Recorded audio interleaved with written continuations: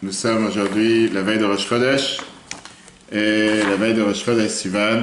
Ce soir, on bénit le mois de Sivan, le mois de la fête de la Torah. On peut revoir sur l'application Torah le merveilleux cours de hier soir qui nous parle justement de la particularité de cette fête de Shavuot, particularité du don de la Torah et la particularité de cette année du fait que c'est 3333 ans depuis que nous avons reçu la Torah au Sinaï. Pas seulement qu'on a reçu la Torah, c'est surtout depuis que nous sommes devenus le peuple juif, le peuple élu, le peuple choisi. On s'est vivement de revoir le cours d'hier soir. Et aujourd'hui, nous allons, pas comme d'habitude, apprendre les lois de Mouktzet Shabbat, ça on laissera pour après Shavuot. Mais suite à la tragédie de Méron, qui s'est passée il y a plus d'une semaine, on va parler ensemble aujourd'hui sur un recueil de lettres du Rabbi, sur plusieurs sujets, ce sera certainement une série de 3 cours. Un recueil de lettres du Rabbi sur essayer, pas de comprendre, parce que personne ne peut expliquer pourquoi et comment, mais pourquoi Dieu a fait une telle chose. Comment le Rabbi a parlé de ces sujets-là dans différentes circonstances, différentes situations, le lien éternel qu'on a avec la famille.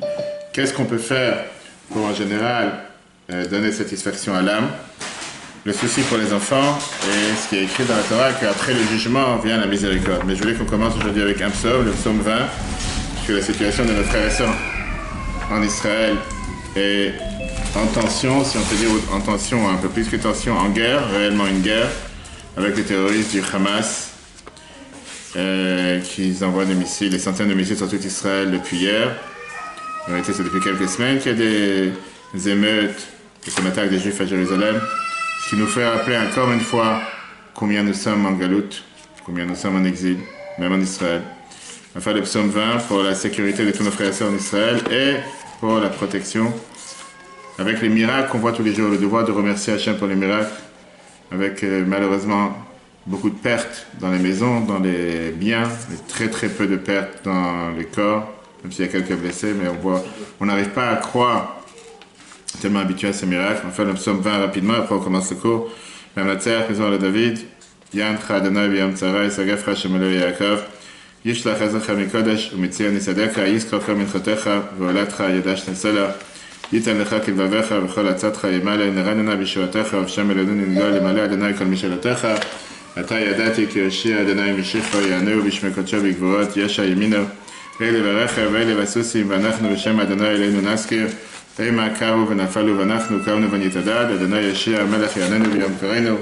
Dieu fasse que tous nos frères et sœurs en Israël, partout où ils se trouvent, soient protégés, la réussite de toutes les forces de l'ordre et réconciliation pour tous les blessés, inclus les blessés de la tragédie de Méron. Alors c'est vrai que c'est une situation qui est invraisemblable. On a après 10 jours après cette tragédie majeure, la plus grande tragédie, on va dire, qui s'est passée en Israël, civile. Et jusqu'à aujourd'hui, il n'y a toujours pas de dossier qui a été ouvert, il n'y a toujours pas d'investigation, personne ne demande quoi ni quoi que ce soit.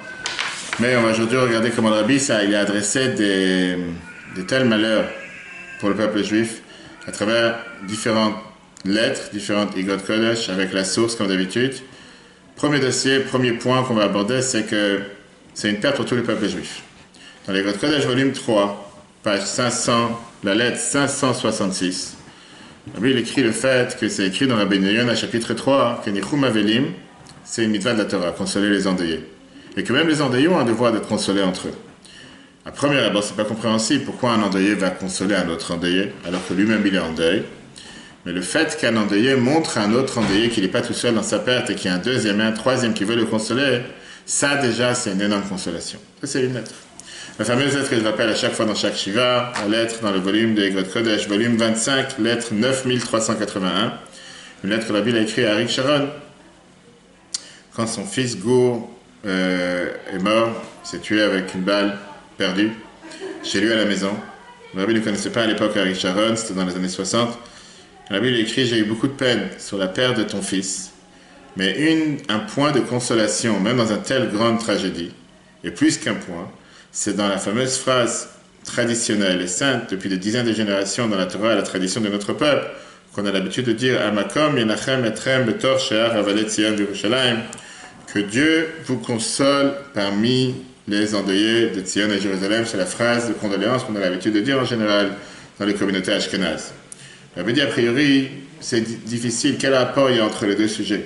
Entre un deuil d'une personne singulière et tu le consoles avec, comment on appelle ça, avec les deuils de Sion et Jérusalem.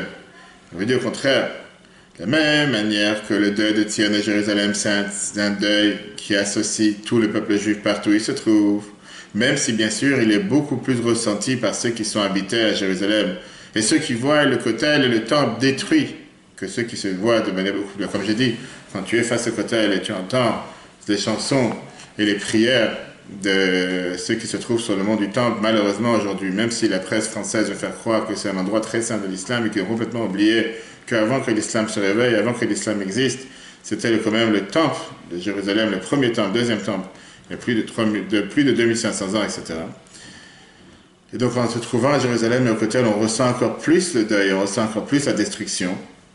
Mais néanmoins, cette perte et cette souffrance se trouvent pour tout le peuple juif. La Bible dit c'est la même chose avec un deuil d'une famille ou d'un individu, que la consolation, c'est le fait que tout le peuple juif s'associe dans sa souffrance. Et pourquoi? Parce que tout le peuple juif fait partie du même peuple. Dans la même lettre, la Bible rajoute encore 2 points. De la même manière que dans le temple, c'est seulement le matériel qui a été détruit. Mais le spirituel, la shrina est toujours présente. Pareil, le corps, parfois peut nous avoir quittés, mais l'âme est toujours présente. On verra dans le 3e chapitre. Et le 3e point que la Bible ramène, c'est de la même manière qu'on prie à chaque fois que le temple va être reconstruit 3 fois par jour chez Benem et Amikdash. La même chose, on prie pour la résurrection des morts, c'est ce qui va se passer si Dieu veut très prochainement. Ça, c'est par rapport au point numéro 1. 2e point, c'est un point très délicat, qui est la question que tout le monde demande. Pourquoi Dieu il a fait une telle chose? Puisque Dieu gère le monde. Et Dieu gère le monde à chaque instant. Comment Dieu a pu laisser une telle chose se passer? Surtout que les gens demandent la question, une telle tragédie, à Méron, pendant la Iloula de Rabbi Shimon Bar Yochai, alors que les gens sont partis faire une mitzvah, ils ne sont pas partis ici à un concert ou quoi que ce soit. Comment il a pu se passer une telle chose? Il y a plusieurs lettres qu'on va voir aujourd'hui, j'espère qu'on a le temps de toutes les voir. Première lettre, c'est dans le volume d'Igrot Kodesh, volume 25, la lettre 9610. La Bible écrit la chose suivante. D'abord, il n'y a pas d'étonnement qu'une créature ne peut pas comprendre les chemins de Dieu. Ça, c'est quelque chose qu'il faut se mettre dans la tête. Parce qu'il n'y a aucun rapprochement entre Dieu et chaque créature, puisque Dieu, il est limité. Surtout qu'on sait qu'il y a certains sujets ou certains dossiers dans lesquels Dieu il a voulu donner, si on peut dire, une compréhension, un moyen de comprendre, un moyen de satisfaire la pensée, qu'on puisse arriver à une certaine compréhension. Mais il y a certaines choses que Dieu ne nous a pas donné le moyen de comprendre. Si c'est comme ça dans n'importe quelle chose de Gdusha, à plus forte raison qu'on parle d'une telle grande tragédie, qu'on a, oui, le devoir de ne pas réfléchir, pas parce qu'on ne veut pas comprendre. Qu'est-ce que ça va chercher à poser des questions? Tu n'auras pas de réponse de toute façon. Qui peut te donner une réponse? Qui peut te donner je ne dis pas une compréhension pourquoi Dieu il a fait en sorte qu'il s'est passé un tel et tel événement? Mais non, ça ne change pas que Dieu il a aidé qu'on peut avoir la consolation. Et la consolation fait partie, comme on va tout de suite voir, du fait de se rappeler que Dieu est présent même dans les souffrances. Oui, Dieu il est présent. Alors je le comprends, je ne le comprends pas. J'ai une explication, je n'ai pas d'explication. Est-ce que je dois tout comprendre? Non, je ne dois pas tout comprendre. Je dois accepter le fait que je suis limité, matériel, terrestre, et qu'il y a certaines choses que je ne comprends pas, et que je continuerai à ne jamais comprendre. Malheureusement, après cette tragédie, comme malheureusement après beaucoup de tragédies, tout d'un coup tu entends des gens qui s'appellent rabbins à longueur de journée, qui vont te trouver toutes les raisons logiques, parce que les femmes, ils manquent de ça, les hommes, ils manquent de ça, puis ils ont toutes les réponses pour te donner toutes les compréhensions possibles et imaginables. 2e lettre, qui est écrite dans Torah Menachem Tzion, volume 2, page 556. La Bible dit comme ça. Une réponse générale qui est compréhensible toute d'elle-même, malgré que c'est difficile de la comprendre dans une situation sentimentale de peine, c'est qu'il n'y a pas de logique de pouvoir limiter les plans de Dieu qui soient adaptés à l'action de l'humain. Je l'avais dit plusieurs fois, j'ai pu amener un exemple d'un petit enfant qu'on ne peut pas attendre de lui qu'il puisse comprendre les actions d'un grand professeur, malgré que le professeur lui-même, lui aussi, il était une fois un enfant. Cet enfant qui est maintenant petit, il a peut-être la force de devenir plus fort que ce professeur. Mais aujourd'hui, il n'est pas le professeur. Aujourd'hui, il ne peut pas comprendre le chemin du professeur. Malgré... Alors, il y a plus forte raison quand tu parles de la sagesse infinie de Dieu, qui est illimitée par rapport à la sagesse finie, limitée d'un être humain. Je vous dis, ce n'est pas quelque chose de nouveau pour toi. Sauf, il ne faut pas oublier ce que dans Pirkei Avot c'est écrit, que quelqu'un a des difficultés de recevoir une consolation quand son mort, il est encore devant lui. Qui veut dire que oui, il y a certaines choses qu'on ne peut pas dire, et c'est pour ça, comme j'avais dit la semaine dernière, quand j'étais avec les soldats, On a eu la chance avec les soldats des Picou de Horef, qu'on peut voir sur l'application Torah, la 16e mission Solidarité Israël du Chabad. Et quand il y a eu cette massacre, cet attentat à Kfar Chabad, exactement en 1956, c'était environ il y a 65 ans, cette période au mois de Iyar, Shred Hashia, au départ, le rabbi n'a pas répondu, il n'a pas réagi, il n'y avait aucun télégramme du rabbi qui venait, il n'y avait rien, personne ne comprenait ni quoi ni comment. Et pendant les Shloshim, le rabbi a dit que pendant la première période, j'ai préféré ne rien dire pour faire ce qui a été écrit dans la Torah, Vaïdom Aaron, qu'Aaron s'est tué. Il y a certaines fois qu'il faut savoir dans la vie que plus qu'est-ce qu'on attend de toi de parler, d'expliquer, on attend de toi de te taire. On attend de toi de rien dire. Et on n'attend pas de toi de trouver à chaque fois une explication et une compréhension à chaque chose. Troisième lettre. Dans le même volume, la page 560, le rabbi écrit une autre personne. Un autre point qu'il faut se rappeler, c'est qu'un être humain n'a pas la possibilité de comprendre les chemins de la providence divine, de la manière comment Dieu agit sur terre. De la même manière qu'un enfant n'est pas capable de comprendre les pensées et les chemins de quelqu'un de très intelligent ou d'un grand scientifique. Mais néanmoins, il y a un point commun entre les deux, qui sont deux créatures. La seule différence, c'est une différence dans l'âge, une différence dans la connaissance, dans la maturité. Ça se peut qu'un jour, cet enfant, il va être plus important, il va grandir par rapport à ces scientifiques, alors que lui aussi, il a grandi en tant qu'enfant. Quand tu parles de la différence entre un être humain et le Créateur, c'est une totale différence. Et c'est pour ça que nos sages nous ont dit qu'on a le devoir de bénir, de remercier Dieu sur le mal, comme on bénit sur le bien. Pourquoi? Parce qu'on a cette foi qui te dit que tout ce que Dieu a fait, c'est pour le bien, malgré que les chemins de Dieu sont cachés et incompréhensibles de la pensée humaine. Encore une fois, on n'est pas en train de dire on va danser de joie face à un malheur. On ne comprend pas les chemins de Dieu, on n'a pas d'explication. Et pas forcément qu'on va avoir un jour une explication. La Torah nous dit que quand Mashiach va venir, c'est l'Haftara qu'on lit à Chirot Shepesach. Le prophète Ishaïa a été dit que quand Mashiach va venir, autre Hachem qu'un Haftabi. À ce moment-là, on va remercier Dieu pour les souffrances qu'on a souffert pendant l'exil. Mais aujourd'hui, on n'a pas d'explication. Une troisième lettre qui va dans ce sens, les Votre Kodesh, volume 6, la lettre 1638. La Bible écrit, j'ai reçu avec beaucoup de peine votre lettre. Vous m'écrivez sur telle et telle personne qui est décédée. Je suis sûr que vous avez reçu des lettres de condoléances. Que Dieu vous aide qu'à partir d'aujourd'hui, on puisse annoncer seulement des bonnes nouvelles. Ça me fait de la peine de lire dans ta lettre que certains sont en train de porter la faute ou en train de culpabiliser, de mettre la faute sur certaines personnes sur la tragédie qui s'est passée. Et donc, c'est impossible que ça n'ait pas d'impact sur les relations entre une personne et une autre. La Bible dit que c'est facile à comprendre, même dans la logique humaine, qu'une telle chose n'a pas de fondement. Parce que s'il faut, ça n'enlève pas maintenant, bien sûr, la responsabilité de ceux qui sont responsables, inclus de ce qui s'est passé à Méron. Bien sûr qu'il y a des responsables, bien sûr qu'il y a des gens qui sont en charge et qui doivent donner des comptes, s'assurer qu'ils ne recommencent pas une telle tragédie. La Bible dit dans la lettre, il ne faut pas oublier que le monde entier, c'est Dieu qui gère. Alors qu'un juif, il a le libre arbitre que sur lui-même. Mais il ne peut pas agir sur des choses qui dépendent de l'autre, même dans des petites choses, à plus forte raison quand tu parles des âmes. Voilà ce qui est écrit dans les Votre Kodesh, Admo Azaken, de Siman 25. Je suis sûr que ce qui a été écrit au moment de la souffrance, après ça, ça ne restera pas aucune trace, ni dans la pensée, ni dans la parole, ni dans l'action. On va bien rappeler à chaque fois dans ces circonstances de ne pas perdre la vue, de se dire qu'il y a un Dieu qui dirige cette planète. J'ai aucune explication pourquoi. Ceux qui sont responsables, ils doivent bien sûr rendre des comptes et s'assurer que ça ne se repasse pas. Mais ne pas penser un instant que Dieu a disparu de la planète. Dans une autre lettre, le volume 20, la lettre 605. La Bible dit, c'est très étonnant ce que les Chachamim nous ont dit, que juste après le décès d'une personne, c'est merveilleux de voir que les proches ont le devoir de dire le Kaddish dans lequel on dit quoi? Yitgadal ve'yitkadash Shemay Rabbah.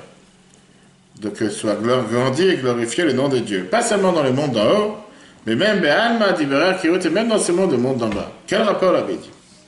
Quel rapport entre un deuil, un décès et le Kaddish? Il n'y a aucun rapport. Dans le Kaddish, on ne parle pas ni de décès ni de deuil. Et c'est sûr que l'intention de dire le Kaddish, c'est soit pour le Nifta, la personne qui est décédée, soit pour ceux qui sont vivants. Un mérite pour la Neshama, une condoléance pour ceux qui sont en deuil. Et si on peut dire qu'il y a une explication à l'argument naturel, comment est-ce possible qu'il s'est passé un tel événement? Que le monde et sa conduite, c'est Kirute. Qu'est-ce que ça veut dire Kirute? Ça veut dire la volonté de Dieu. Ben, m'a dit, bref, le monde qui se comporte comme sa volonté, donc il n'y a pas d'étonnement. Comment ça se fait que la logique d'un humain qui est totalement limité ne comprend pas la pensée de Dieu? Et la fameuse phrase qui est écrite, est-ce que tu vas rechercher, tu vas commencer à faire des investigations pour comprendre Dieu, tu vas le comprendre. Elle me dit, je te souhaite aussi une bénédiction dans des sujets privés, dans des sujets communautaires, propager le judaïsme traditionnel, Et au contraire, tu dois rajouter doublement des efforts. Parce que c'est aussi un mérite pour la Neshama qui est éternelle et pour des bonnes nouvelles matérielles et spirituelles.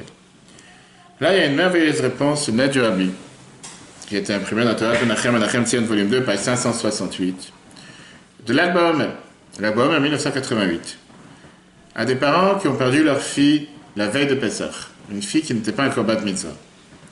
Et ils ont posé au Rabbi plusieurs questions qui dérangeaient. Ils ont écrit la chose suivante. D'abord, le fait qu'elle est décédée la veille de Pessah et enterrée avant Pessah, il n'y a pas eu des Shiva. Elle a pu s'asseoir en Shiva, en deuil pour cette fille. Deuxièmement, ça nous dérange énormément qu'elle est partie avant Bat Mitzvah, parce qu'elle n'a pas pu remplir sa tâche et son devoir sur Dieu, de faire des mitzvot. Bien sûr, elle fait des mitzvot en tant que petite fille, mais pas en tant qu'obligation avec le chinour, puisqu'elle n'était pas encore Bat Mitzvah.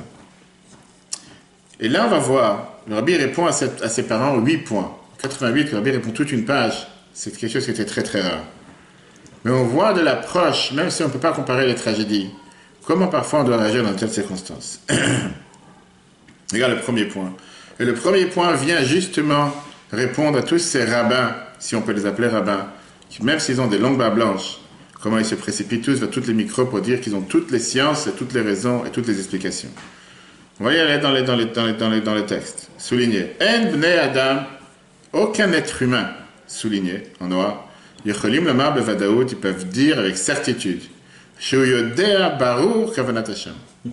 Ça n'existe pas un être humain sur terre qui peut dire avec certitude, qui connaît parfaitement, qui connaît clairement l'intention de Dieu.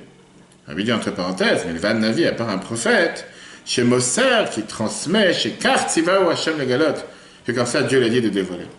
Pour Dieu aujourd'hui, je ne sais pas si quelqu'un est un prophète aujourd'hui. Mais aucun être humain peut dire avec certitude qu'il comprend les chemins de Dieu. Le Rabbi ne s'arrête pas là. Deuxièmement, Kol Shekoreata, tout ce qui se passe en ce moment. Yesh Limtso Dugmato, on a le devoir de chercher sa comparaison, son exemple. Be'avar, dans le passé. Midrashech Chazal, dans les commentaires de nos sages.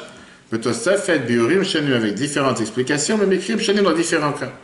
On doit essayer de voir où s'est passé un tel événement dans nos sages, dans la Torah, et voir comment on peut comparer. Troisièmement, l'Upéamim, avait dit parfois, à Pratim de Mikre de Hata, les détails de ce qui s'est passé maintenant. Mais Vaharim vient d'expliquer Eize Mikre, un tel cas, ou Bio, une explication chez Bavar, une explication dans le passé, Matim la Mikre de Hata. En deux mots, on peut essayer de comparer l'événement qui s'est passé avec l'événement qui s'est passé dans le passé, et voir comment on peut comparer les deux événements. Mais écoute maintenant comment Rabbi commence à répondre de manière directe à leurs questions. 4. Venogia par rapport à votre fille, Aléa Shalom. À Bolette, ce qui reflète chez Nistalka, le mal à qu'elle est décédée, elle a rendu son âme en haut, mais au fin d'une manière, chez Torah Temet, c'est la Torah de vérité. Tzifta nous a ordonné, chez Assur les Tabel Alashi, donc on n'a pas le droit d'être en deuil sur elle pendant 7 jours. Kiim seulement, Shaot Achadot, seulement quelques heures. Enfin, derrière c'est pareil, Venogia les Shloshim par rapport aux 30 jours, etc. La Bible dit que c'est la Torah qui a dit qu'il ne faut pas être en deuil. La même Torah qui te dit qu'il faut être en deuil pendant 7 jours quand il y a un décès. Dans cette circonstance, la Torah, elle tient qu'on parle d'une neshama particulière, qu'on n'a pas besoin d'être en deuil pour elle. Alors le fait que vous dites que vous vous sentez mal parce qu'il n'y a pas eu de shiva, mais c'est la Torah qui dit qu'il n'y a pas besoin d'avoir de shiva, n'oublie pas ça.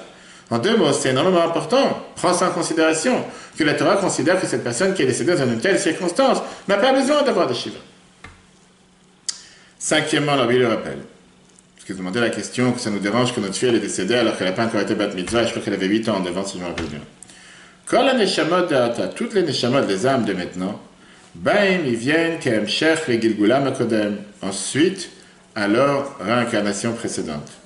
Pourquoi ils reviennent sur terre? Bishvile Ashlim, pour compléter Mashechasrua, ce qu'ils ont manqué à l'époque, à Kol tout Bechelko, une partie. C'est une énorme manière de voir, la manière de voir les choses. Cette vision des choses, qui est de se rappeler comme quoi on ne comprend pas les chemins de Dieu sur terre. Mais dis-toi qu'une neshama, que Dieu l'a envoyé cette sur terre pour 1 an, pour 2 ans, pour 5 ans, pour 10 ans, 15 ans, 20 ans, 100 ans, peu importe. Il est venu compléter ce que la neshama, dans son réincarnation précédente, n'avait pas fini. Là, alors Bill, il répond directement à la question qu'ils ont demandé, comment c'est sûr qu'il est décédé avant Bar Mitzvah, Bat Mitzvah. Il avait dit comme ça. Et le Shenistalku, ceux qui nous ont quittés, Kodem Lechivam Mitzvah, avant de devenir Bar Mitzvah. Avant de Bar ou Bat Mitzvah. Arizebishvil, c'était pour la Hashlim compléter Mispar Hashanim, le nombre d'années, Shayat Sarich Liot Ba'olam Hazeh, qui devait être dans ce monde. Af chez Zéouyot, c'est Minaklar. Il dit bien sûr, c'est hors du commun. Pourquoi?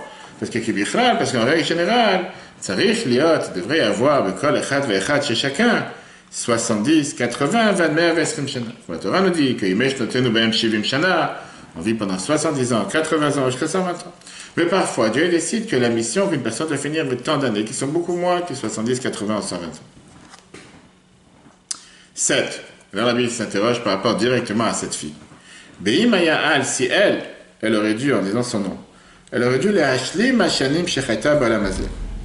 Elle aurait dû, Dieu l'a envoyée sur terre pour compléter le nombre d'années qu'elle devait vivre sur terre. Ve'achakach et après l'ikanes tekaf le Gan Eden. Et que Dieu avait décidé que juste après elle devait rentrer directement au paradis. Mouvan, c'est sûr. Chez un letze, il n'y a pas de quoi être triste. Al sheiyata mechaga pesach ava, le fait que depuis Pesach l'année dernière, elle est au Gan Eden dans le paradis. Enfin, puis émouvant, la Bible, après ça, on comprend. Shalem, Aya, Liyot, Alpit, Torah, Temet, ils auraient dû être après la Torah de vérité, Besimcha, Amitit, avec une vraie joie pendant la fête de Pessah. Quand Rabbi demande ça à des parents, mais il a écrit ça à la Gob, c'est 3 ans plus tard.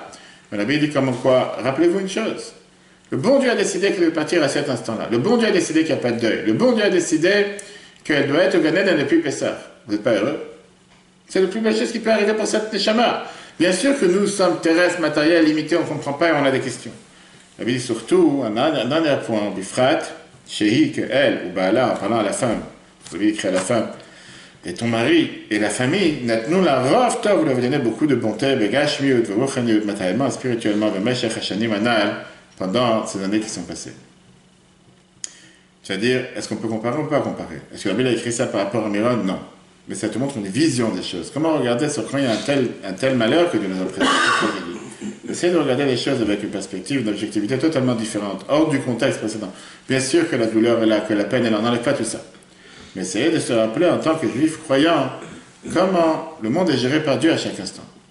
Et donc, comme quoi la Bible te dit, on ne comprend pas les chemins de Dieu. Tout ce qui se passe aujourd'hui, il faut voir comment ça s'est passé dans le passé. Surtout la Torah t'interdit d'être en deuil, donc il n'y a pas ici absolument vouloir être en deuil. Deuxièmement, si elle a quitté ce monde avant d'être bar mitzvah, c'est certainement qu'elle avait fini sa mission, pourquoi elle est venue compléter ce monde. Et septièmement, elle se trouve au Gan Eden depuis les veilles de Pessah, pour ça qu'elle devrait être le plus heureux.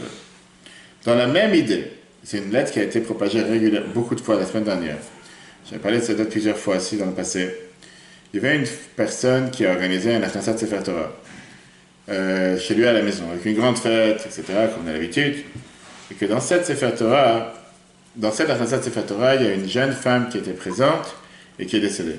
Crise cardiaque, ils ont fait un massage cardiaque quelques instants, le temps qu'ils appellent l'ambulance et tout, elle est décédée en plein Achnasat Sefer Torah à la maison de la personne où il a offert le Sefer Torah, etc. La personne était totalement bouleversée. Et elle a demandé au Rabbi plusieurs questions. Il a dit comme ça. Comment est-ce possible qu'il y ait eu un événement de contraire de vie dans de telles circonstances? Je suis en train d'offrir un Sefer Torah, je suis en train de faire une fête.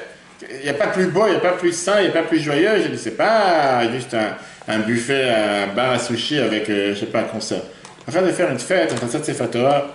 Comment quelqu'un peut mourir dans un endroit où on est en train d'amener un Sefer Torah qui représente la vie? Deuxièmement, peut-être ça veut dire que je ne devrais pas mettre le Sefer Torah dans l'endroit où j'ai décidé de le placer. Peut-être qu'il y a un malheur, il y a un mauvais œil, il y a quelque chose qui se passe. Troisièmement, on se sent très très mal à l'aise que ça s'est passé chez nous à la maison, que cette personne en venant chez nous pour une simcha, pour une mitzvah, elle est décédée de telles circonstances. Regarde comment la Bible répond, et pareil ici, c'est une lettre qui fait 2 pages, imprimée dans plusieurs endroits, dans les côtés Sichot volume 25, dans Torah Menachem Menachem Tzion volume 22, page 566. Encore une fois, regarde comment la Bible commence la réponse. Aucun rapport avec la question précédente. La Bible dit comme ça. Ifshar le nivra. C'est impossible pour une créature, parce qu'il est limité, la date de connaître Kol Ta'ameh Aboré, toutes les raisons du Créateur. Chez Wensof qui est infini. Tu ne peux même pas comprendre un peu des raisons pourquoi Dieu il a fait certaines choses. Loulé, si ce n'est pas chez Aboré Atzmo, que le Créateur lui-même, Amar là nous a dit les chapsam de les chercher, Batorah, de Shah dans la Torah. La Shonora, qui est un enseignement. Dans la base, numéro 1, que je veux dire, je ne comprends pas les chemins de Dieu. Parce que je suis limité, Dieu est infini, à part que parfois, Dieu m'a demandé, dans certaines circonstances, d'essayer de pouvoir les comprendre. Deuxième point, Alpi Torah. Rabbi dit d'après la Torah, Ifshar, c'est impossible. Chez Tavora, qui peut arriver du mal, mi-Torah, à cause de la Torah, ou mitzvot aboré par les mitzvot du Créateur, kolel mi sefer Torah shalom, inclus de son sefer Torah. Kiim, seulement adraba, au contraire. Aledeze, par ça, nimnea a été empêché ra'a le malheur, un mal. Ça, c'est une base. La Torah ne peut pas faire du mal à personne, les mitzvot ne peuvent pas faire du mal à personne. Au contraire, la Torah et les mitzvot empêchent que quelque chose de mal arrive à quelqu'un. Maintenant, on commence à entrer dans les détails de ce qui s'est passé. Troisièmement, à chacun et chacune, Niktsav a été fixé, Mesher Chayav ale Adamot, le temps comptait de combien d'années de vivre sur terre. Verak, seulement, à l'aider Poulot Nibratzot, par des grandes actions, Efshar le Haricho, on peut parfois prolonger ce temps, or le Katzroch Shalom, parfois que Dieu nous en préserve le diminuer, à l'aider à Verot de l'art de Karet, c'est basé par des grandes fautes, etc. Donc en deux mots, Dieu a fixé le temps de quand et combien de temps chacun peut vivre sur terre. En règle générale, ce temps a été fixé, ne bouge pas. Parfois, quand quelqu'un fait des méthodes particulières, il peut l'allonger ou parfois le diminuer. Maintenant, Rabbi rentre dans la situation de ce qui s'est passé dans ce Sefer Torah. 4. Après tout ce que je viens de dire. Yesh Lomar, regarde comment Rabbi fait attention, il te dit, on peut dire, Bederech Efshar. Si on peut dire, peut-être, souligner. Je n'ai pas ici. Même le Rabbi je dis, je ne suis pas sûr à 100%, mais peut-être qu'on peut donner une explication.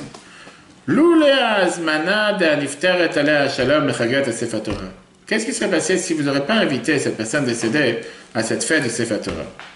Elle serait trouvée. Au début de son dernière attaque, ce crise cardiaque. Dans tout à fait un autre environnement. Barachov, il aurait pu avoir cette crise cardiaque dans la rue. Bebeit Nachim, dans une maison d'étrangers, une maison de non-juifs. À Kolpanim, au moins Zarim, des étrangers, des gens qu'elle ne connaît pas. Shelo Benochechut, sans avoir la présence, refait d'un docteur, Veyedid, un ami, Vedati, un religieux. Veshebergaim Acharonim, dans ces derniers moments, Shama, elle a entendu d'Ivrei Idoud, des paroles de réconfort. Verata Panim, elle a vu la face des Bnei Israël, des peuples juifs, des Ididim, des amis, Vechulu, etc. Rabbi Shar, les Sha'er. Est-ce qu'on peut valoriser, est-ce qu'on peut évaluer, la différence entre les deux situations? D'un côté, que les derniers moments de la vie de cette personne, entourée de ses amis, de ses proches, d'une joie, d'une simcha, d'un sefer Torah, etc., ou dans la rue, ou dans le métro, dans le bus, ou à l'hôpital, ou chez des gens qu'elle a inconnus, des gens qui ne savent pas ce qui se passe.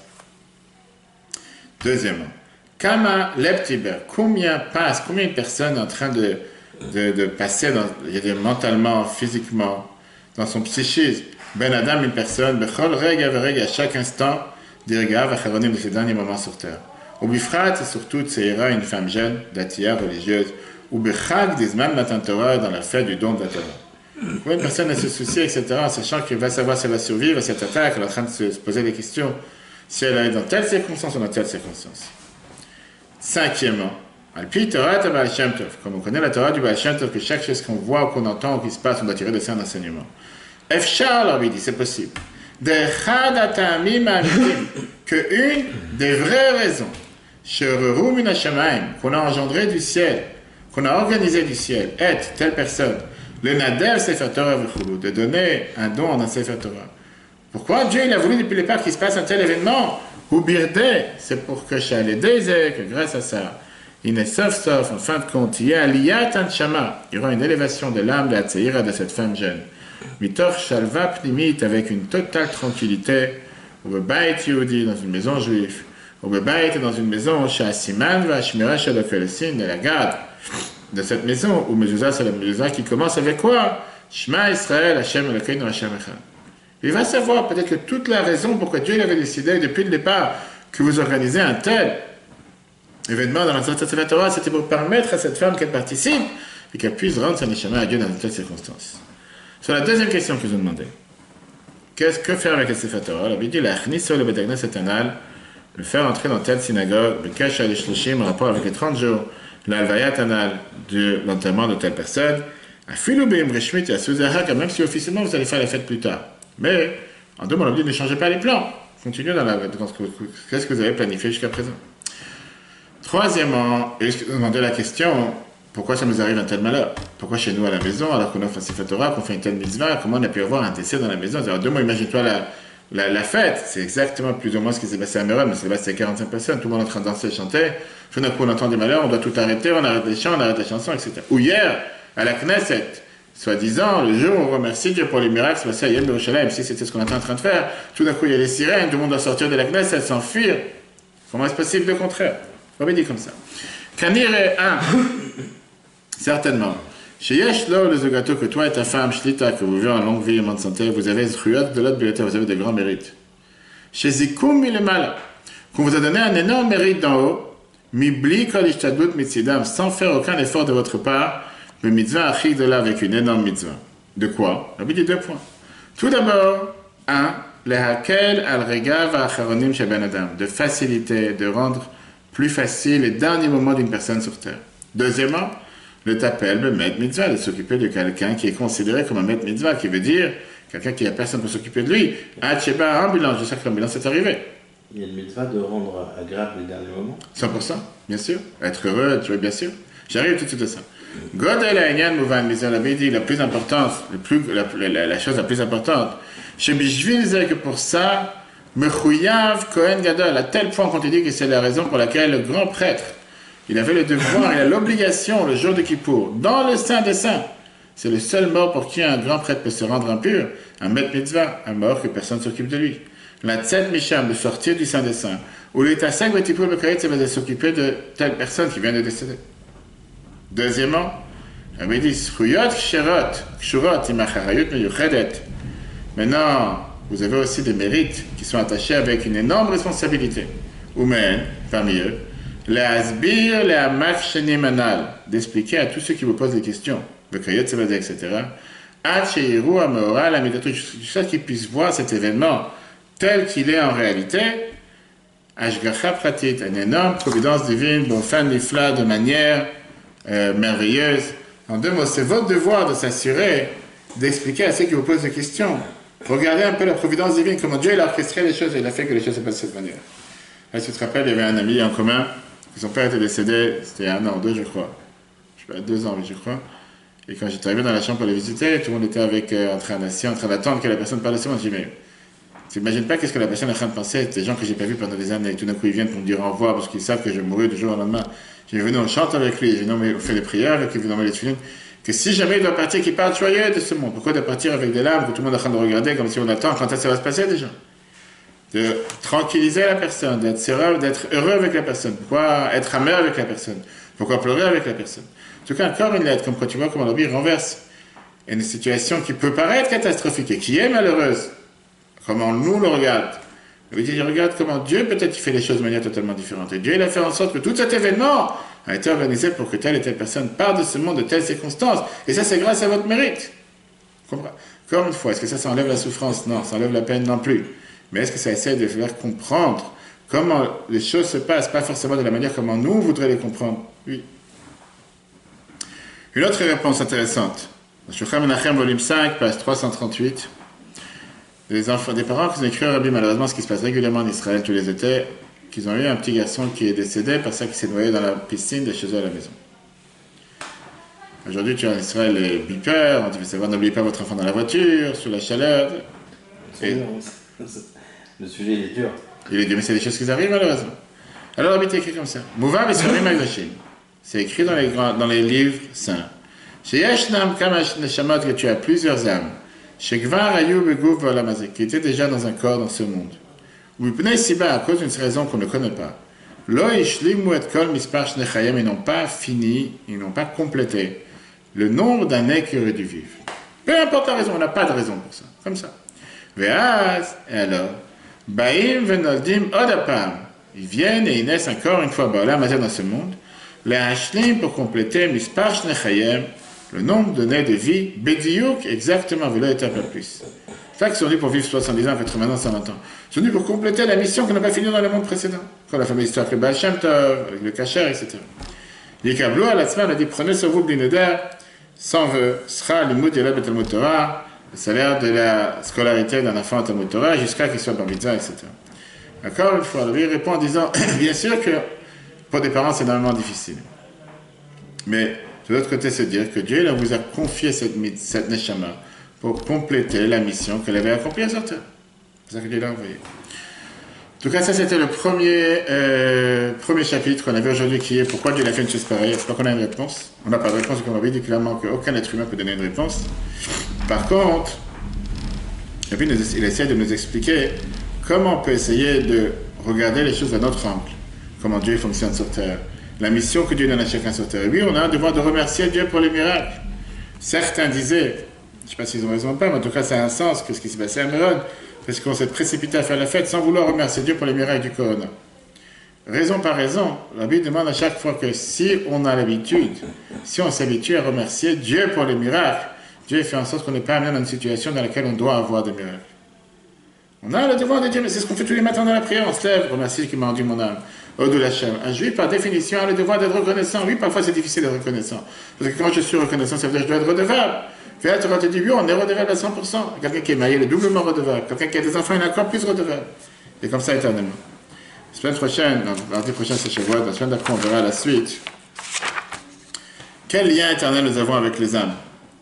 La Bible répète ça dans plusieurs lettres, justement, dans des situations pareilles.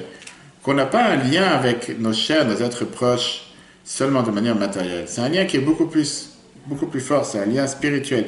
Et c'est un lien qui est infini, c'est un lien qui est toujours présent, c'est un lien qui ne peut jamais être rompu. Dans cette fameuse lettre, la Bible écrit justement à plusieurs veufs que leurs maris ont été tués dans les guerres pour protéger Israël. La Bible explique qu'une balle d'un revolver ou un éclat de missile ou de tank ou quoi que ce soit peut faire des dégâts dans le corps. Mais en aucun cas peut faire un dégât dans l'âme. L'âme est toujours présente avec la personne. Et c'est une âme qui est éternelle dans cette famille. La Bible explique ça. On verra une autre lettre dans laquelle la Bible explique quoi faire, comment expliquer aux enfants. Un chassid qui a perdu sa femme, qui a laissé cinq orphelins.